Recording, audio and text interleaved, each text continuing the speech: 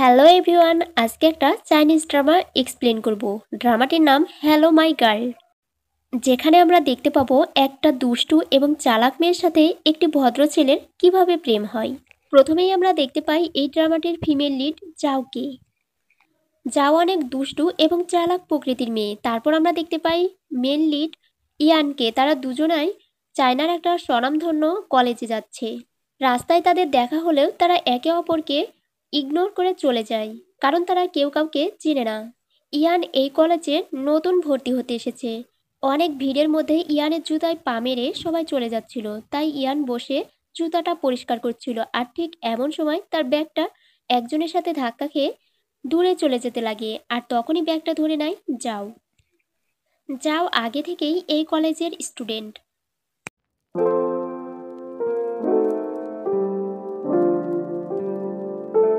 ইয়ানের সব কাগজপত্র দেখে যাও বুঝতে পারে ইয়ান তার থেকে জুনিয়র। যাও ইয়ানকে বলে, আমি তোমার অ্যাডমিশনের সমস্ত কাজে তোমাকে হেল্প করতে চাই, কিন্তু তার বিনিময়ে যাওকে টাকা দিতে হবে, কারণ যাও ছোটোখাটো এমন কাজ করে দেয় অনেককেই, আর তার বিনিময়ে টাকা নেয়। তারপর যাও ইয়ানের থেকে টাকা নেওয়ার জন্য ছেলে সেজে বয়েজ হোস্টেলের দিকে চলে আসে, আর হোস্টেল ম্যাম তাকে দেখে সন্দেহ করে তার পিছু নেয়। তখন যাও কোনো উপায় না পেয়ে ওয়াশরুমের মধ্যে ঢুকে পড়ে, কিন্তু সেই ওয়াশরুমে ইয়ান তখন শাওয়ার নিচ্ছিল। ইয়ান যাওকে দেখে লজ্জা পেয়ে যায় এবং সে যখন চিৎকার করতে লাগে, যাও তার হাত দিয়ে ইয়ানের মুখটা চেপে ধরে। আর এদিকে হোস্টেল ম্যাম এসে ওয়াশরুমের দরজা খুলে দেয় এবং তাদের দুজনকে দেখে ফেলে। তারপর হোস্টেল ম্যাম যাওকে ধরে ফেলে এবং তাকে অনেক বকা দেয়, আর সাথে ইয়ানকেও বকা দেয়। পরের দিন সকালে যাও আবার ইয়ানের সাথে দেখা করতে আসে, কিন্তু ইয়ান তখন তাকে ইগনোর করে চলে যেতে লাগে। আর যাও তখন তাকে বলে, কালকের ব্যবহারের জন্য আমি দুঃখিত, আর আবারও বলে তোমার যদি কোনো প্রয়োজন হয় আমাকে বলবে। তারপর যাও তার টিচারের সাথে দেখা করতে আসে, কারণ তার একটা স্টোর রুমের প্রয়োজন। যাও বিভিন্ন রকম প্রোডাক্ট বিক্রি করে অনেক টাকার মালিক হতে চায়, আর তাই টিচার তাকে একটা স্টোর রুমের বিষয়ে বলে। আর সেখানে এসে দেখে লুনা নামের একজন সেই স্টোর রুমে আগে থেকেই ফিল্ম স্টুডিও তৈরি করেছে। আর এটা দেখে জাওয়ের মন খারাপ হয়ে যায়, কারণ সে রুমটা তার সাথে শেয়ার করতে চায় না। আর লুনাও তখন জাওয়ের সাথে কথা কাটাকাটি শুরু করে। আর টিচার তাদের এই ঝগড়া দেখে তাদেরকে বলে, তোমাদের দুইজনের মধ্যে যে গ্রুপের টিম মেম্বার বেশি হবে সেই গ্রুপের জন্য এই স্টোর রুমটি দেওয়া হবে। আর টিচারের এমন শর্ত শুনে তারা দুজনেই তো টেনশনে পড়ে যায়। তারা টিম মেম্বার জোগাড় করবে কিভাবে সেটাই ভাবে সবসময়।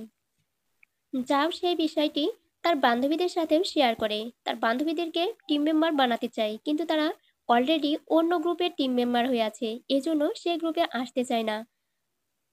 সেজন্য যাও অন্যান্য স্টুডেন্টদেরকে টিম মেম্বার বানানোর জন্য বলে, কিন্তু সেখানে এসেও ঝগড়া, কারণ দুজনাই একই স্কুলে পড়ে, আর তারা দুজনাই একই স্টুডেন্টকে বাছাই করছিল বারবার।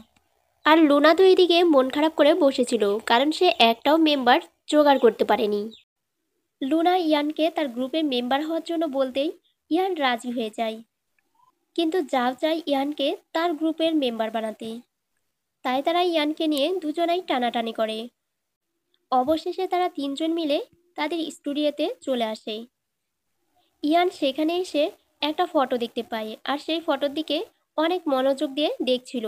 কিন্তু এইদিকে যাও আর লুনা মারামারি করতে গিয়ে ইয়ানের সাথে যাও এসে ধাক্কা খায়, আর তখন ছবিটা পড়ে গিয়ে ভেঙে যায়।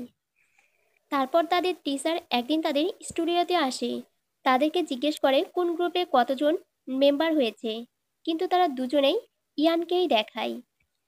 আর লুনা তখন রেগে যায়, কারণ ইয়ান তার গ্রুপের মেম্বার। আর ইয়ানকে নিয়ে তাদের দুজনের আবার মারামারি শুরু হয়। তখন টিচার তাদেরকে থেমে যেতে বলে। তারপর টিচার চলে গেলে লুনা ইয়ানের দিকে তাকিয়ে থেকে বলে, তুমি তো একদিন আমার গ্রুপে আসবেই, আসতেই হবে তোমাকে। পরের দিন ইয়ান আবারও তাদের স্টুডিওতে আসে, আর যাও তখন তাকে তার গ্রুপের মেম্বার হওয়ার জন্য একটা ফর্ম ফিল আপ করতে বলে।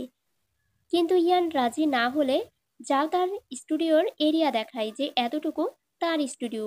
আর স্টুডিওতে প্রবেশ করার সময় প্রথমে তার স্টুডিও পার হয়ে লুনার ফিল্ম স্টুডিওতে যেতে হবে। তাই বাধ্য হয়ে ইয়ান ফর্মটা ফিল আপ করে দেয়। আর গতদিন যে ছবিটি পড়ে ভেঙে গিয়েছিল, ইয়ান সেই ছবিটি ঠিক করে জুড়ে এনে র্যাকে রেখে দেয়। এরপর লুনা আবারও ফুড বিক্রি করার জন্য ইয়ানের কাছে আসে, কিন্তু লুনা জাওকে দেখে ভাবে সে ইয়ানকে বিরক্ত করতে এসেছে। ইয়ান লুনাকে ফিল্ম স্টুডিওর ব্যাপারে জিজ্ঞেস করে, আর লুনা তখন বলে ফিল্ম স্টুডিও কলেজের সবচেয়ে পুরনো স্টুডিও, আর তুমি কেন এই বিষয়ে এত বেশি জানতে চাচ্ছ? ইয়ান কেন ফিল্ম স্টুডিও সম্পর্কে জানতে চাচ্ছে তা আমরা সামনেই জানতে পারবো। পরের সিনে আমরা দেখতে পাই জাও একটা রেস্টুরেন্টে এসেছে। এটা জাওয়ের বাবার রেস্টুরেন্ট। কর্মচারী জাওকে জানায় তাদের রেস্টুরেন্ট খুব একটা ভালো চলছে না, তার বাবা প্রচুর পরিমাণে ডিসকাউন্ট দিচ্ছে এবং অনেক মহিলারা এসে খাওয়ার পর বিল পে করে না, আর তার বেতনও এখনও বাড়ানো হয়নি। আর এগুলো কথা শুনতে শুনতেই তার বাবা পেছনে চলে আসে। যাও তার বাবাকে এইসব বিষয় বললে এবং অ্যাকাউন্টিংয়ের খাতা দেখতে চাইলে তার বাবা এড়িয়ে যায়। তারপর হঠাৎ জাওয়ের বাবার কাছে একটা ফোন আসে। সেটা ছিল জাওয়ের টিচারের ফোন। জাও ম্যাথমেটিক্সে ফেল করেছে। তার টিচারের ফোন বুঝতে পেরে জাও সেখান থেকে উঠে পালাতে চেষ্টা করছিল। যাও টিউশন ফি না দিয়ে তার সব টাকা ব্যবসার কাজে লাগাতো, আর তার বাবা তাকে অনেক বকা দেয়। যাও তার বাবার বকা শুনে রেস্টুরেন্টে আসে। তারপর রেস্টুরেন্টে বসে যাও দেখতে পায় একটি ছেলে একটি মেয়েকে ড্রিঙ্কস করার জন্য বুলি করছিল, আর যাও সেখানে গিয়ে মেয়েটিকে বাঁচাতে সে নিজেই ড্রিঙ্কস করে ফেলে। সে এত বেশি ড্রিঙ্কস করে ফেলে যে নিজের ভারসাম্য হারিয়ে ফেলে। তারপর সে মাতাল অবস্থায় রাস্তায় আসলে ইয়ানের সাথে দেখা হয়ে যায়। যাও ঠিক মতো দাঁড়িয়ে থাকতে পারছিল না, হঠাৎ সে পড়ে যেতে লাগে আর ইয়ান এসে তাকে ধরে ফেলে। তখন তাদের আই কন্টাক্ট হয়ে যায়। যাও তখন চিনতে পারে যে এটা ইয়ান। মাতাল অবস্থায় ইয়ানকে একটা থাপ্পড় বসিয়ে দেয়। তারপর তারা গাড়ির জন্য অপেক্ষা করলে ড্রাইভার তাদেরকে মাতাল ভেবে গাড়িতে নেয় না। ড্রাইভার ইয়ানকেও নেয় না, কারণ ইয়ানকেও ড্রিঙ্কস করেছে ভেবেছিল। যাও তো একদমই হাঁটতে পারছিল না, তাই ইয়ান যাওকে পিঠে তুলে নিয়ে হাঁটা শুরু করে। কিন্তু যাও ইয়ানকে ডিস্টার্ব করতেই থাকে, কখনো গাল ধরে কখনো চুল টানে। ইয়ান যাওকে নিয়ে একটা হোটেলে আসে, কারণ ইয়ান জানে না যাও কোথায় থাকে, আর তাছাড়া ইয়ানও তো বয়েজ হোস্টেলে থাকে, সেখানে তাদেরকে ঢুকতে দেওয়া হবে না। ইয়ান যাওয়ের যত্ন নেয়, তার জুতো খুলে দেয়, তাকে পানি খাইয়ে দিতে লাগে, আর তখন যাও ইয়ানের গায়ে বমি করে দেয়। তারপর ইয়ান সেই কাপড়গুলো চেঞ্জ করে অন্য কাপড় পরে সেগুলো ওয়াশ করছিল, আর এমন টাইমে এইদিকে জাওয়ের ঘুম ভেঙে যায়। যাও নিজেকে এখানে দেখে ভয় আর টেনশনে পড়ে যায়। সেভাবে তাকে কেউ কিডন্যাপ করে এখানে নিয়ে এসেছে। তার ড্রেসও চেঞ্জ দেখতে পাই, তখন সে চিৎকার করে ওঠে। তারপর সে একটা কেটলি নিয়ে আড়ালে দাঁড়িয়ে থাকে। ইয়ান যখন রুমে প্রবেশ করে, কেটলিটা দিয়ে সে তার মাথায় একটা বাড়ি দেয়, আর মাথায় আঘাত পেয়ে ইয়ান সাথে সাথেই পড়ে যায়। তারপর সে ভাবে মারা গেল নাকি, এই জন্য সে তার নিঃশ্বাস চেক করে দেখে। পরের দিন তারা স্টুডিওতে এসে এই বিষয়ে কথা বলছিল। দুজন দুজনকে ব্লেম দিচ্ছিল। ইয়ান ব্লেম দিচ্ছিল যে তুমি ড্রিঙ্কস করেছো, আর যাও ব্লেম দিচ্ছিল যে তুমি আমাকে হোটেলে নিয়ে গিয়েছো। আর লুনা তো কিছুই বুঝতে পারছিল না, তাই সে চুপ করে বসেছিল। তারপর আমরা দেখতে পাই ইয়ানের একটা কল আসে। তার আন্টি এই শহরে বেড়াতে আসছে, আর তার আন্টিকে ইয়ান রিসিভ করতে আসে। তারপর আমরা দেখতে পাই যাও কিছু পার্সেল রিসিভ করছে। এই পার্সেলগুলো ছিল ইয়ানের।